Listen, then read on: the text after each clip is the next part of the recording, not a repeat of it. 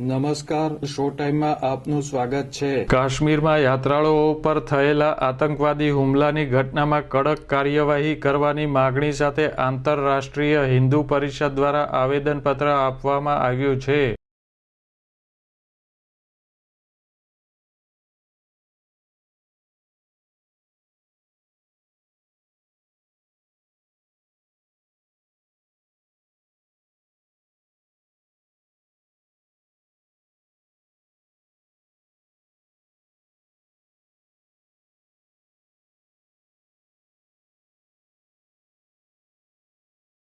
આંતરરાષ્ટ્રીય હિન્દુ પરિષદના આગેવાનો અને કાર્યકરો કલેક્ટર કચેરી ખાતે એકઠા થયા હતા અને આવેદનપત્ર પાઠવી રજૂઆત કરી હતી। આ આવેદનપત્ર રાષ્ટ્રપતિને સંબોધી અને આપને સરકારના પ્રતિનિધિ તરીકે આપીએ છીએ અને અમારા સંગઠન છે આંતરરાષ્ટ્રીય હિન્દુ પરિષદ, એના જે સંસ્થાપક અધ્યક્ષ ડોક્ટર પ્રવીણભાઈએ તાત્કાલિક આ બનાવ બન્યો ત્યારે તાત્કાલિક અમને પ્રત્યાઘાતો આપ્યા છે અને અમને બધાને કીધું છે કે જે તે તાલુકા મથક, જિલ્લા મથક ઉપર સરકારી અધિકારીને આવેદનપત્ર આપી અને શિવ ભક્તોની વાડે સંગઠને પહોંચવાનું છે।